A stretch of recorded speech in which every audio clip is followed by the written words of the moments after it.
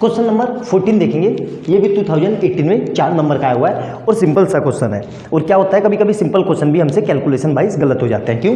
क्योंकि हम परेशान हो जाते हैं। क्या कह रहा है, the radius and height of a right circular cone are in the ratio. तो जब भी कोई चीज़ रेशियो में दी हुई है तो हम उसके साथ x लगा देते हैं। तो रेडियस क्या हो जाएगी, रेडियस इक्वल टू 5x और हाइट कितनी हो जाएगी, हाइट, ये हाइट नॉर्मल हाइट है, सलांट हाइट नहीं है। हाइट इक्वल टू कितना है ये 12x, हाइट कितनी है 12x, ठीक है, ये दिया है।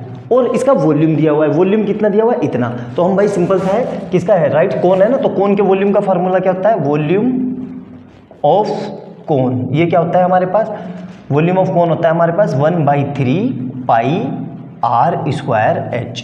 तो यहाँ पे वॉल्यूम कितना दिया हुआ है 314 और 1/3 ऐसे ही रहा, इंटू पाई कितना है, पाई को भी अभी ऐसे ही रखते हैं। आर कितना है, आर देखो यहाँ से 5x का होल स्क्वायर और h कितना है 12x।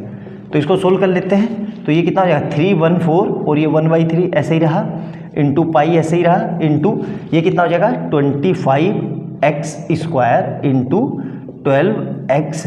अब हम x निकालना है, हमें क्या निकालना है x। तो x निकाल लेंगे तो हमारा काम हो जाएगा। तो देखो x कैसे निकाल लेंगे, x यहाँ से क्या आ जाएगा, ये 314 इंटू 1/3 इंटू पाई इंटू इसको मल्टीप्लाई करेंगे तो 25 12 300 x क्यूब, ठीक है। अब हम मुझे ये x क्यूब निकालना है। तो क्या करेंगे, इस सबको इधर भेज देंगे। तो कैसे भेज रहे हैं, देखो ध्यान से, ये 3 इधर गया मल्टीप्लाई में, तो कितना आ जाएगा 314 इंटू 3 और नीचे कितना आ जाएगा pi into 300 equal to x cube, ठीक है। अब देखो ध्यान से, अब यहाँ पे पाई को 22/7 नहीं रखेंगे। क्यों नहीं रखेंगे, देखो थोड़ा सा दिमाग लगाओ।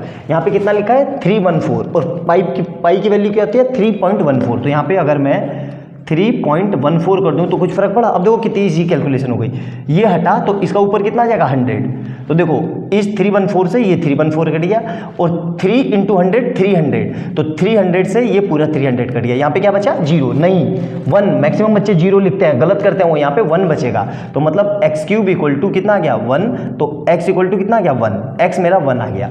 इस एक्स को यहाँ पुट कर दो तो देखो कितनी आसानी से ये कैलकुलेशन हो गई। तो ये कितना हो जाएगा 5 इंटू 1 सेंटीमीटर और ये कितना हो जाएगा 12 इंटू 1 सेंटीमीटर। तो ये कितना आ जाएगा मेरे पास 5 सेंटीमीटर और ये कितना आ जाएगा 12 सेंटीमीटर। कितना आ रहा है ये 12 सेंटीमीटर। अब हमें सलांट हाइट पर निकालनी है। तो सलांट हाइट का हमें फार्मूला पता है, क्या होता है l square equal to h square plus r square. रख दो यहाँ पे कितना है 12 का स्क्वायर प्लस 5 का स्क्वायर।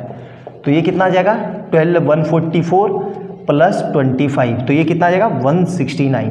ये आ गया मेरा एल स्क्वायर। तो यहाँ से क्या हो जाएगा मेरे पास, ये l is equal to plus minus under root के अंदर 169। तो यहाँ से एल कितना आ जाएगा प्लस माइनस 13 सेंटीमीटर। लेकिन हमें पता है height can not be negative, तो अल्टीमेट मेरा आंसर क्या आएगा एल इक्वल टू प्लस का 13 सेंटीमीटर। यही मेरी सलांट हाइट है। तो देख लिया कितनी आसानी से मैंने इसको सोल्व कर दिया और मेरा आंसर आ गया। तो ये सिंपल सा क्वेश्चन था। ऐसा नहीं है कि हमेशा मुश्किल क्वेश्चन आते हैं, सिंपल भी क्वेश्चन आ जाते हैं। लेकिन क्या होता है कि कैलकुलेशन मिस्टेक हो जाती है, हम समझ नहीं पाते, कभी कभी कर नहीं पाते, दिमाग में टेंशन रहती है, क्वेश्चन कुछ रहता है, हम कुछ फार्मूला लगाते हैं। तो ऐसा नहीं है, आप कूल होके करो, बिल्कुल आराम से समझ में आएगा, ठीक है। तो वीडियो को देख लिया होगा आपने, कैसी लगी कमेंट सेक्शन में बताना और अच्छी लगी तो प्लीज़ लाइक एंड सब्सक्राइब कर लेना और बेल आइकन दबा लेना कि जैसे मैं कोई नई वीडियो डालूँ उसका नोटिफिकेशन आपको तुरंत मिल जाए। इससे पहले अब तक मैं 13 क्वेश्चन करवा चुका हूँ, सारे previous years, one of the best question है।